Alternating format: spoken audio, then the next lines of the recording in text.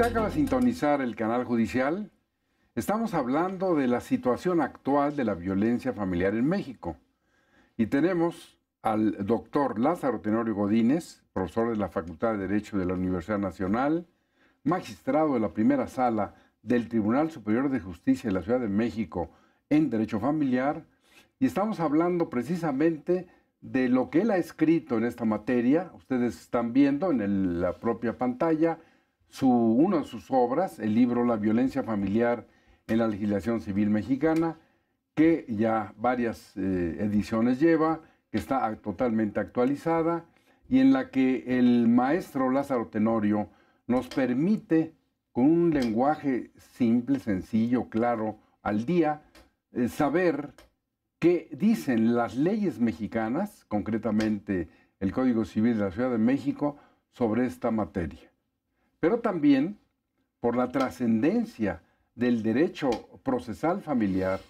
Y debo decirles, aquí tenemos otro libro de él que se llama La suplencia en el derecho procesal familiar, que este es muy importante también porque debo aclararles que en el sistema jurídico mexicano, lo que se refiere a derecho procesal familiar, fíjense bien, es la única materia en la que en un conflicto, si el demandado, si a quien le imputan determinadas conductas, no solamente no las niega, sino que no contesta, la ley, por cuestión de orden público y de la familia, lo protege y dice: entonces, como no contestaste, esto está contestado en sentido negativo.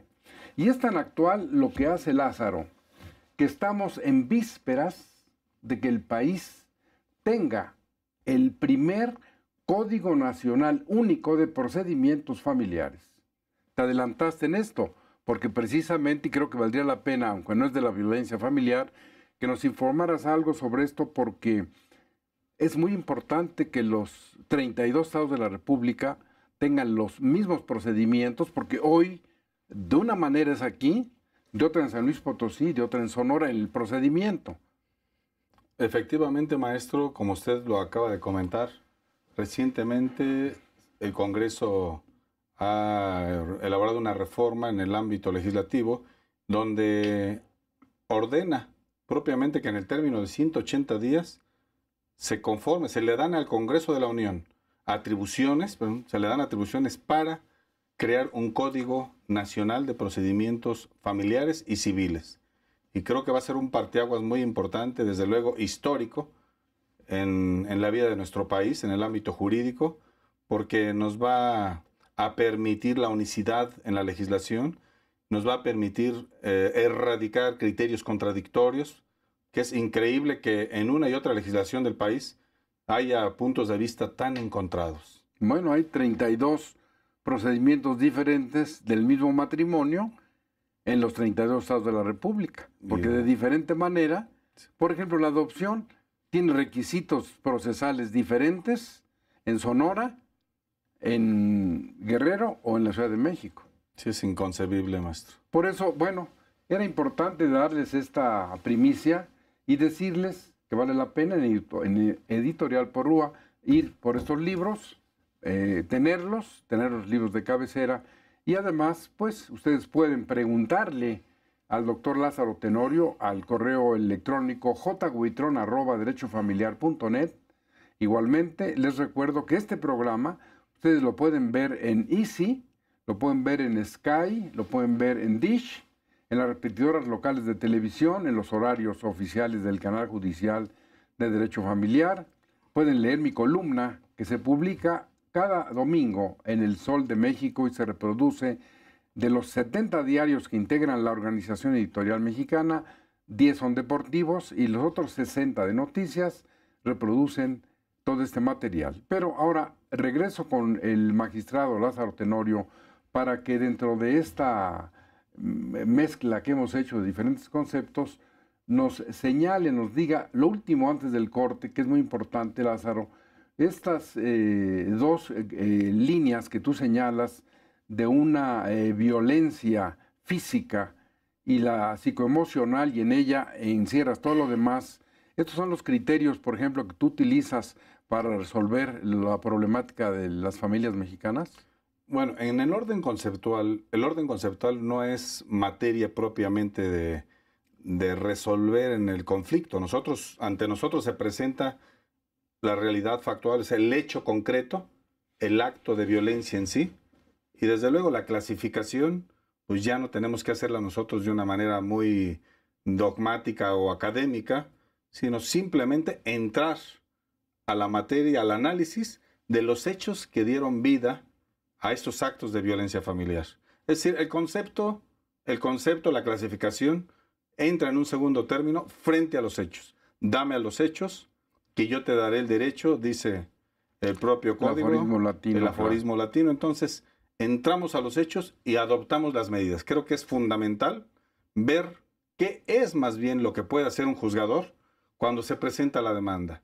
Porque hay que decirlo, doctor, que desafortunadamente en un 80 y a veces 90% de las demandas de violencia familiar en el orden civil ante los tribunales familiares, un 80 o 90% de las veces no acompaña ninguna prueba y están solicitando medidas como, por ejemplo, la salida del sujeto generador de violencia familiar, que puede ser el hombre, puede ser la mujer, ¿sí? Puede ser cualquier miembro de la familia quien esté generando violencia y habrá que excluirlo del domicilio. Pero ¿qué es lo que sucede en la práctica? Se presentan su demanda de violencia familiar, no acompaña ningún certificado médico de lesiones, no fueron antes ante ninguna institución pública para llevar a cabo unos estudios psicológicos, porque hay que tener en cuenta que los estudios psicológicos o dictámenes médicos de un médico particular, desafortunadamente no tienen el valor que tiene una documental pública. ¿Por qué? Porque desafortunadamente se desconfía mucho de los médicos particulares, de las instituciones particulares, porque se piensa que puede haber una manipulación en la información, una falta de veracidad.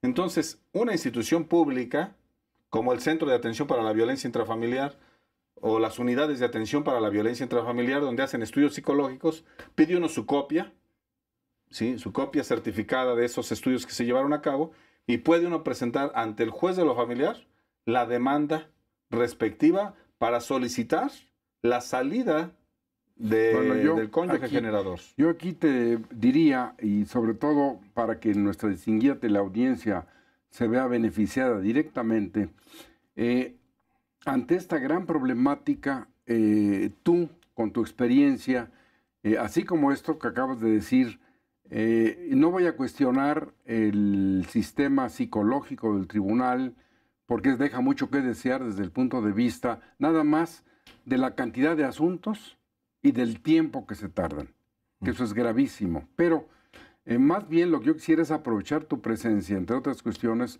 para que nos digas simplemente la gente que nos ve, qué debe hacer cuando sufre los embates y los ataques de la violencia familiar. O sea, lo más simple, ¿no? ¿Qué hacer? No precisamente ir ante el Ministerio Público, sino desde el punto de vista del derecho familiar, esto que afecta a la familia, a los hijos, a la señora, al señor, a la concubina, en fin, todas las cuestiones. ¿Tú qué le aconsejas a las personas con tu experiencia? Maestro, esta es una pregunta toral y muy trascendente y que desde luego vamos a procurar ser breves como usted nos lo está indicando. Hay dos acciones fundamentales que pueden ejercer quienes son víctimas de violencia familiar. Una es de carácter extrajudicial.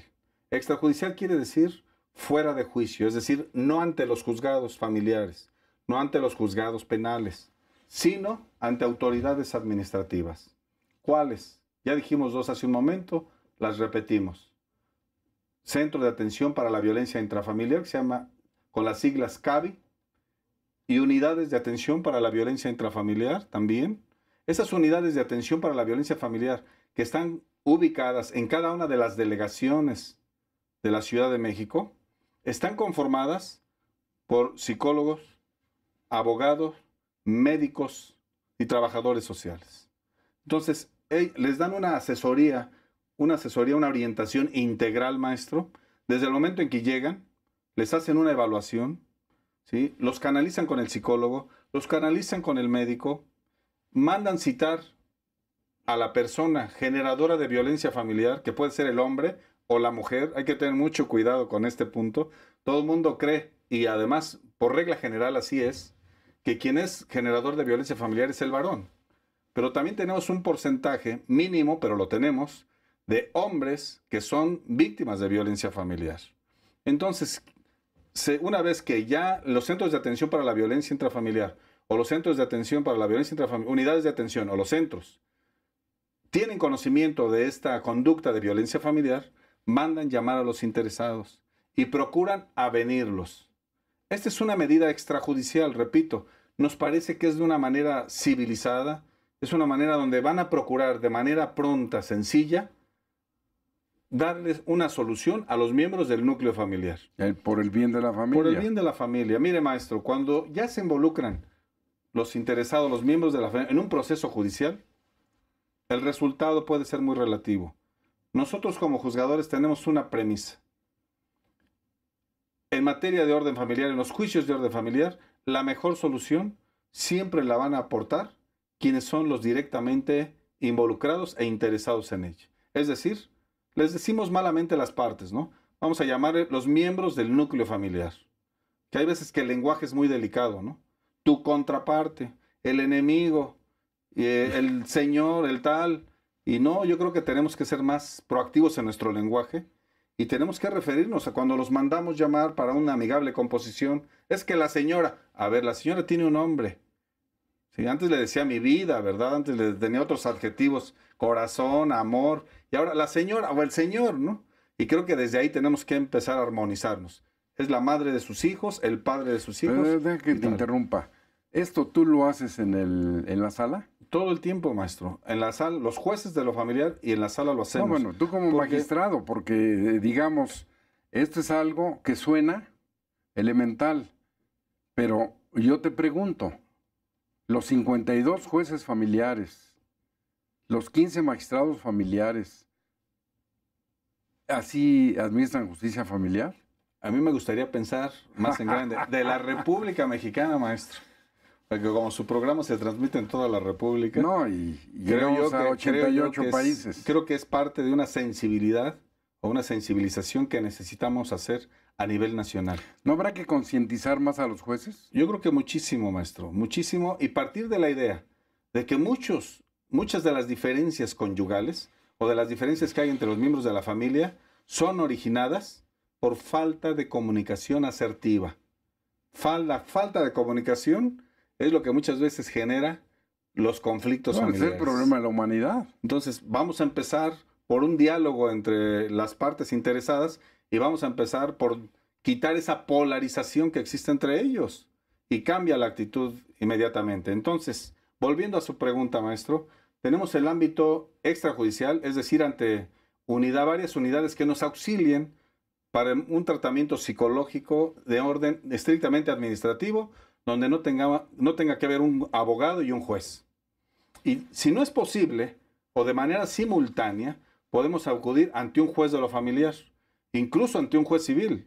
La ciudadanía no está informada, o muy pocas personas saben que tratándose del tema de violencia familiar, puede uno acudir las 24 horas a solicitar las medidas urgentes en el tema de violencia familiar, como sucede en España. En España pueden ser las 2 o 3 de la mañana, hay un acto de violencia familiar, se acude ante el Ministerio Fiscal, ¿sí? El Ministerio Fiscal escucha a los interesados, en ese mismo momento hace un diagnóstico físico, psicológico, en ese mismo momento decreta la permanencia y la salida de uno de los cónyuges o de los miembros de la familia y la exclusión del otro. ¿Sí? Todo se resuelve de una manera ágil y sencilla, rápida. Algo que no tenemos todavía en México. Las medidas, en la Ciudad de México ya hay medidas. Se puede acudir ante un juez a las 2, 3 de la mañana, se llama por teléfono, casi no se ha aplicado. Hice una encuesta y son muy pocas las personas que lo han hecho. Bueno, lo que pasa en ese caso, nosotros incluso lo propusimos en el Código Familiar de Durango, que hubiera jurisdicción familiar 24 horas del día, los 365 días del año. Dimos una solución muy simple. Habiendo tantos jueces y siendo cuando les tocaría que fuera por sorteo, para que pudieran cubrir y no tener que esperarse en vacaciones a que regresen, porque la familia lo merece. Claro, no hay horas hábiles, maestro. Pero aquí es que tienes que hablar por teléfono, no que esté el juzgado abierto. Te pregunto. Hay que hablar por teléfono y el juez entonces acude al juzgado, hay un encuentro con la persona que es víctima de violencia familiar y ya presenta su demanda y se adoptan las medidas necesarias. Ahora, puede saber, perdón maestro, puede ir también ante un ministerio público o ante un juez penal e incluso, ¿sí?, la ley de acceso de las mujeres a una vida libre de violencia de la Ciudad de México también autoriza a los jueces civiles. Pero repito, podemos decir que es letra muerta. Pero podría ser factible. Es una pregunta que necesitarías tú seguramente. Ahora te comprometería que si tú un día fueras presidente del Tribunal Superior de Justicia de la Ciudad de México, pudieras establecer, porque es lo que yo no entiendo, 24 horas del día la jurisdicción familiar con turnos. O sea, 24 horas del día, todos los días funcionar por el bien de la familia. ¿Qué cuesta mucho eso? Yo creo que no, maestro, y repito, creo que se puede hacer como lo comenta usted atinadamente, por orden, por turno, ¿sí?, que es como realmente se supone que está operando ahorita, por turno. O sea, no hay horas hábiles. Cualquier persona puede acudir las 24 horas del día. Yo, con toda honestidad, te digo, es la primera vez, es mi ignorancia, que sé que esto es posible. Sí. Porque no hay difusión. Las noticias se quedan ahí, es como la Constitución. Dicen, es que hay que cambiarla, pero primero hay que leerla. También hay un tema muy interesante, maestro, sobre este mismo tema, y que opera muy bien en otras entidades, como por ejemplo en Estados Unidos, en San Diego, California. Supe de una experiencia donde una mujer que era mexicana fue víctima de violencia familiar, llama por teléfono al teléfono de emergencia 911. Se arrepiente y cuelga. El teléfono suena y dice, recibimos una llamada de ese domicilio, ¿hay algún problema? Y la señora vuelve a colgar y en menos de 5 minutos ya había una patrulla afuera tocando la puerta. Dice, aquí recibimos una llamada de emergencia y queremos cerciorarnos de que efectivamente las cosas estén en orden. Y entonces las partes, los interesados se quedan viendo, los interesados, los miembros de la familia. Los afectados, ¿eh? Exactamente. Se quedan mirando y terminan por confesar que hay un conflicto de violencia. Y la policía les dice, señores, esta noche no duermen juntos. Uno de ustedes dos tiene que salir del domicilio. Aquí hay 3 carros, ¿verdad? Sí. ¿De quién son los carros? Pues los 3 eran del señor, ¿no? Hay que recordar que una de las causas para ejercer violencia familiar muchas veces es el ámbito económico. Generalmente un sujeto generador de violencia coloca en estado de insolvencia a la víctima para tenerla sometida, desafortunadamente, y este no era el caso de excepción. Los 3 carros eran del marido. Ok, no tiene usted inconveniente en que se quede uno, ¿verdad? O que se quede la señora. Aquí en este caso la señora dice, yo me voy. La señora se fue, se llevó un carro y ya entonces quedan a salvo los derechos para que diriman su diferencia después ante los juzgados. Pero mientras, en ese momento, se salvaguarda la integridad, la salud y la vida de las personas inmersas en un conflicto de violencia familiar. Eso todavía no lo tenemos en México y además creemos que se podría hasta abusar, ¿verdad? Pero, mi querido Lázaro, la realidad es que la familia mexicana, las familias, están desprotegidas. Porque tú antes, cuando iniciamos el programa, acertadamente usaste 2 palabras fundamentales. Y esto va a entrar ahí. Políticas públicas. ¿Dónde están las políticas públicas del Tribunal Superior de Justicia, del gobierno de la ciudad, del gobierno federal, de los que tienen estas responsabilidades para proteger a la familia? No me contestes. Voy a un corte y regresamos en un momento para que en esta última parte el magistrado nos dé sugerencias, sugestiones, nos conteste estos cuestionamientos y usted en su hogar siga recibiendo esta información tan valiosa y tan importante.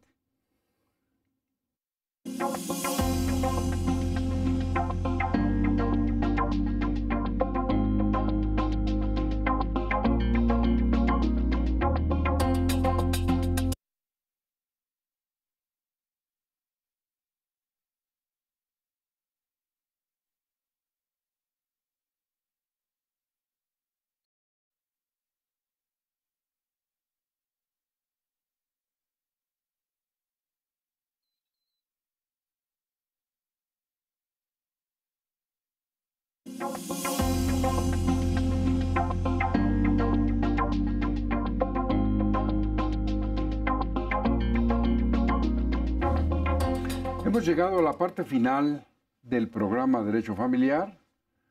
Les reitero, está con nosotros el magistrado Lázaro Tenorio Godínez. Hemos estado hablando de la situación actual de la violencia familiar en México. Diversos tópicos hemos tocado, diversos razonamientos han escuchado. He cuestionado a nuestro invitado y nos ha dado respuestas muy importantes y sobre todo hemos aprovechado la experiencia de un hombre que es un científico del derecho y es un práctico del derecho. Un hombre que tiene un grado de doctor en derecho y que ejerce como magistrado en derecho familiar.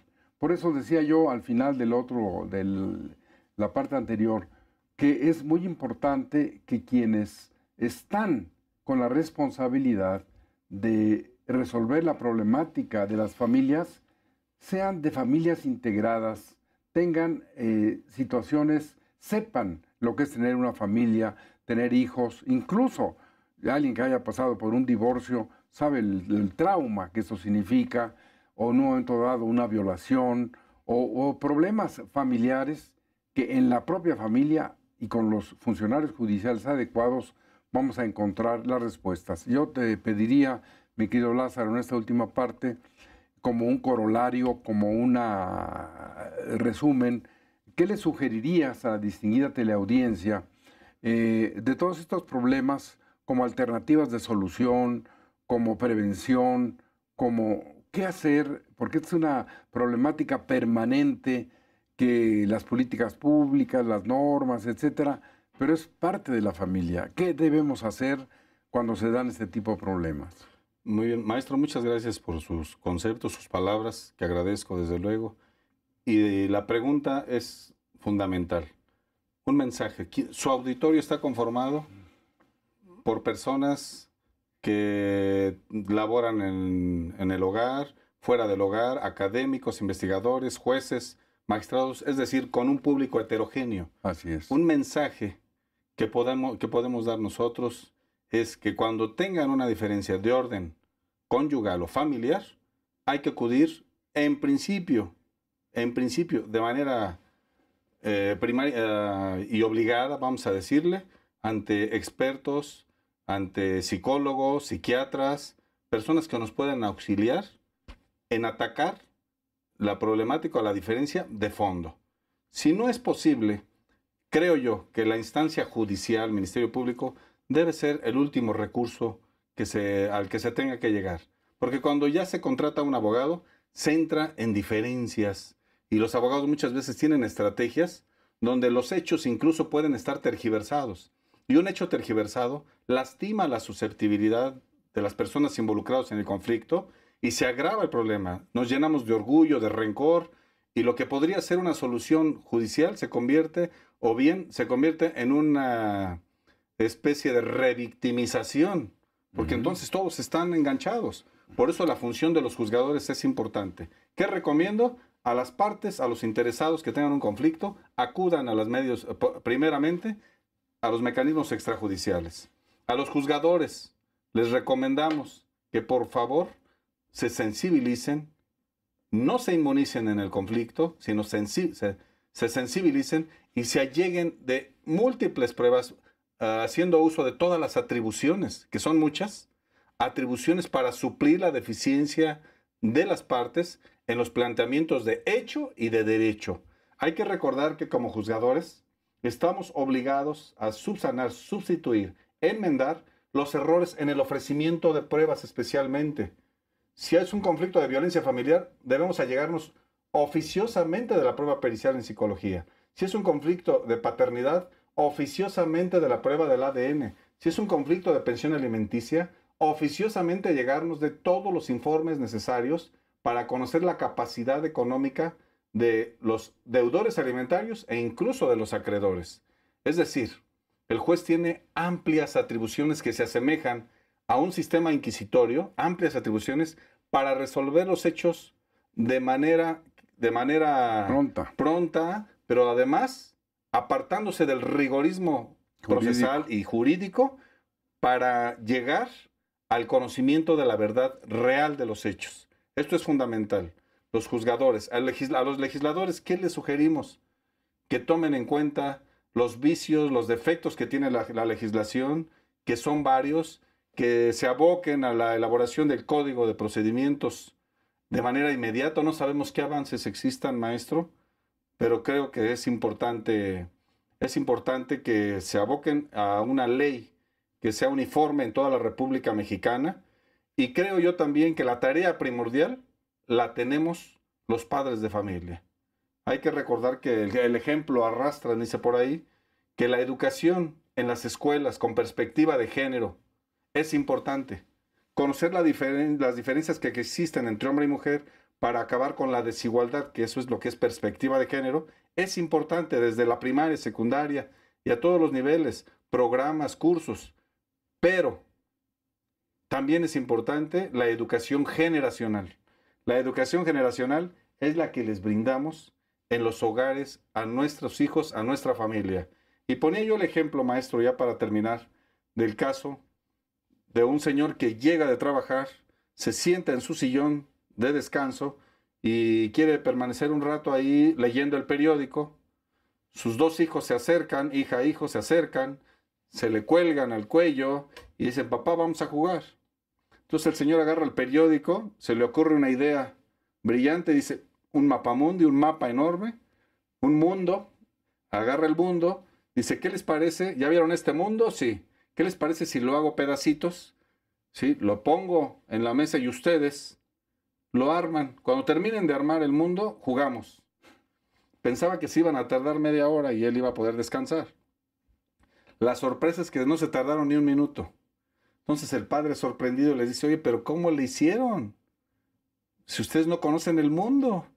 Entonces los hijos, ¿sí?, con una sonrisa irónica dicen, papá, de un lado tú nos enseñaste el mundo, pero tú no te diste cuenta que del lado de atrás de la página del periódico venía una imagen familiar de una familia. Entonces nosotros pensamos que si armábamos bien la familia de un lado, del otro lado, iba a quedar. El mundo estaría bien. Es decir, si armamos y la familia está bien, el mundo estará bien, maestro. Bueno, esto es realmente muy importante, es trascendente, como les decía yo, los conceptos, los consejos, la experiencia del magistrado, que obviamente es alguien que tiene una familia muy bien integrada, su esposa, sus hijos, sus padres, todo, porque ahí lo están ustedes escuchando. Solo cuando se tiene una familia integrada se puede tener esta vocación, esta preocupación, tratar de servir a los demás, dado que hemos alcanzado nosotros un nivel un poco arriba de ustedes en el conocimiento y lo ponemos a sus órdenes. Esta metáfora que acaba de transmitirnos el doctor Lázaro Tenorio es muy importante porque efectivamente, piensen ustedes, ¿qué es más importante que la familia? ¿Qué es más importante que una esposa, un esposo, una concubina, un concubino, un hijo, los abuelos? La familia es fundamental. Sin familia no hay nada. No hay sociedad, no hay Estado. Y recuerden ustedes, desde sus orígenes, cuando aparece el hombre, la mujer y aparece la familia, es antes. Después se agrupa en sociedad, en gens, clans y todo lo que ocurre en el desarrollo de la familia. Y ya en las épocas modernas, pues tenemos el Estado que se genera con base en la familia. Y como bien lo acaba de decir Lázaro, hay que entender esa metáfora en toda su amplitud.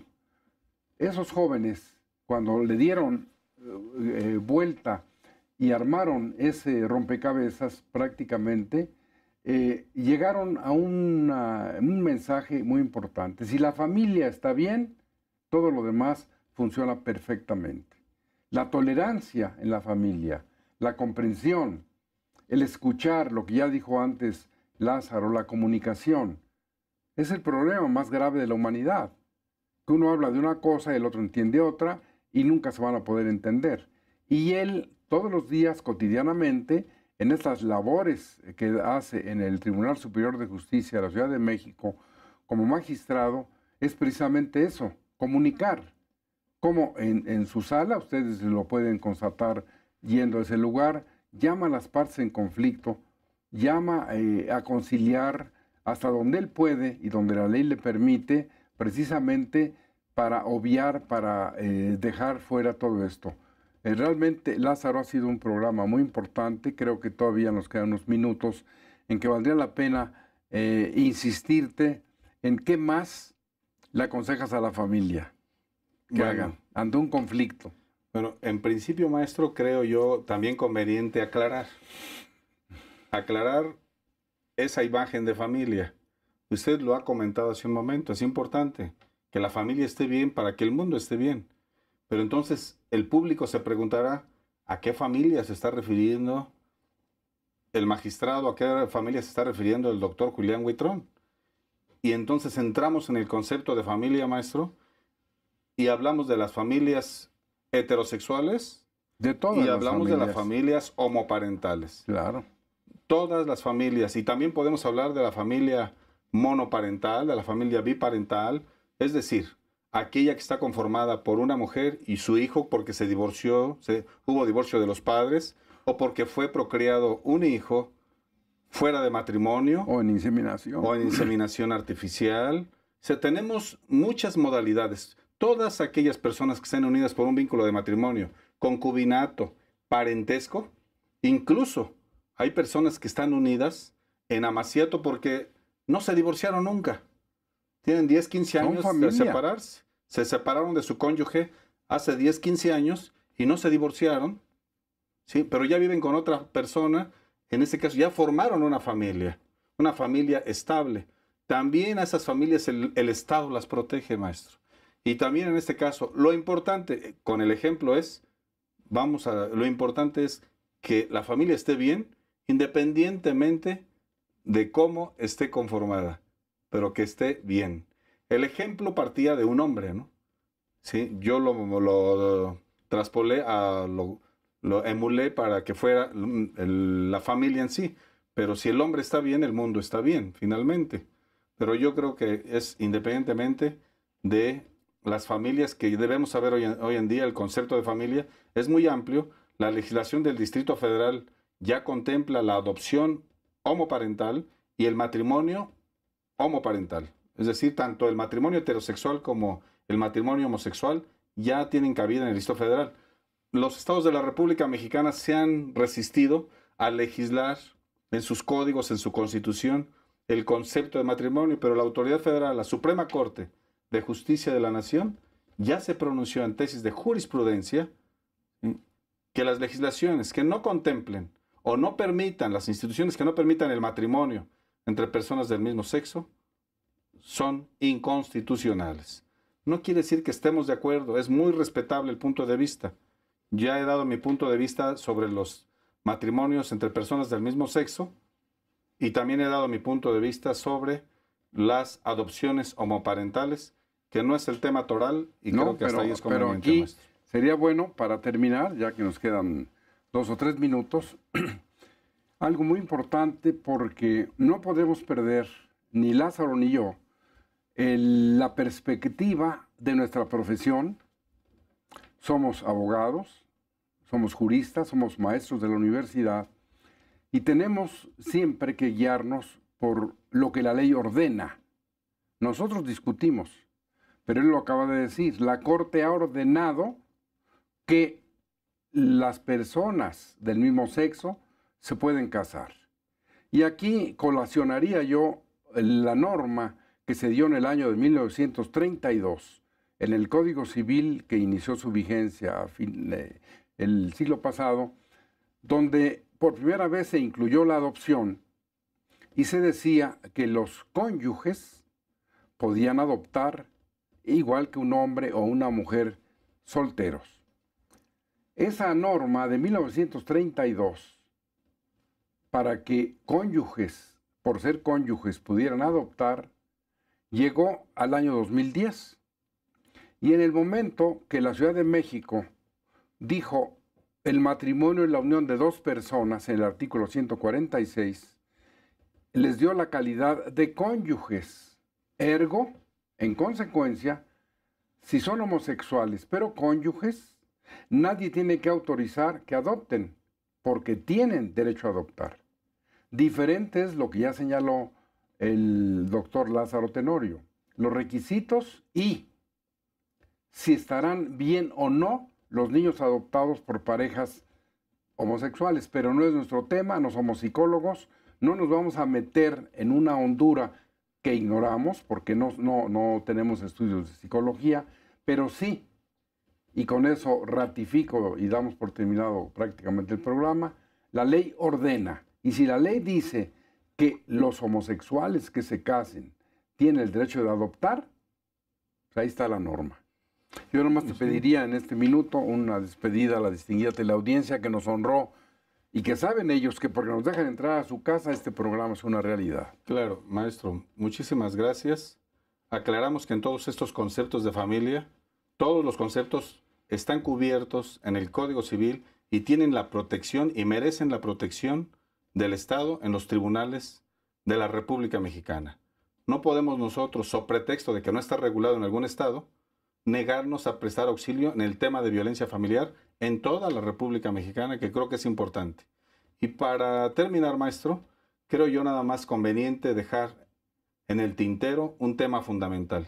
Hemos hablado que más que tener buenas leyes, es necesario tener buenos jueces. Muy bien. Ya Aristóteles hablaba de que siendo el juez una justicia viva, es mucho más conveniente acudir a él que no a la ley, que es una cosa sorda y muda. La ley no puede hacerse cargo de todas las cosas, como con su prudencia lo puede hacer un juez. Creo yo que necesitamos premiar a esos campeones de la justicia, estimular a esos campeones de la justicia, como se les ha denominado, ver mecanismos de selección para que los mejores jueces sean seleccionados y tengan la oportunidad de ser magistrados también. Ahora que vamos a entrar en una nueva fase con el sistema judicial, en la nueva Constitución de la Ciudad de México, creo que sería importante que analicemos cuál sería el mecanismo idóneo para que esos jueces que están haciendo su mejor esfuerzo en la primera trinchera tengan la oportunidad de ser magistrados a través de un mecanismo confiable, transparente y efectivo. Bueno, yo aquí te diría, y frente a la distinguida teleaudiencia, ojalá que lo aceptaras, es algo que me tiene en una gran inquietud, que pudiéramos dedicar con tu presencia 1 o 2 programas a que habláramos en general de la nueva Constitución de la Ciudad de México.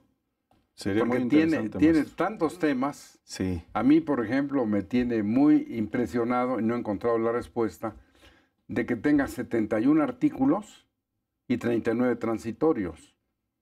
Cuando, por ejemplo, el Código Civil de la Ciudad de México del año 2000 tiene 2 artículos transitorios, o las constituciones, la de 1917 y con la de 57, pues 4 o 5 artículos, pero 39. Creo que el esfuerzo, maestro, el esfuerzo del constituyente es muy loable, pero desde luego, como toda labor humana, perfectible. Muy bien, pues realmente creo que la distinguida teleaudiencia estará, como nosotros, satisfechos.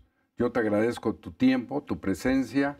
Les recuerdo que ustedes pueden vernos en Dish, en Sky, en Easy, en 112, en 639, 731, las repetidoras locales de televisión en todo el país. Igualmente en el canal que yo tengo en YouTube, Julián Huitrón Fuentevilla-Derecho Familiar. Tienen ustedes acceso gratuito a los 280 programas que hemos hecho. Y les comento la última noticia, ya llega este programa a 88 países y en los últimos 15 meses han sido vistos más de 2 millones de horas todo lo que aquí grabamos. Muchas gracias. Gracias, Lázaro. Gracias a usted, maestro. Es un honor estar en su programa, que les repito, para mí es un evento histórico el tener la oportunidad de coincidir con quien hoy por hoy, en mi humilde opinión, es el padre del derecho familiar en México. Gracias, Lázaro. Muy amable. Y a ustedes esperamos verlos en el próximo programa de Derecho Familiar.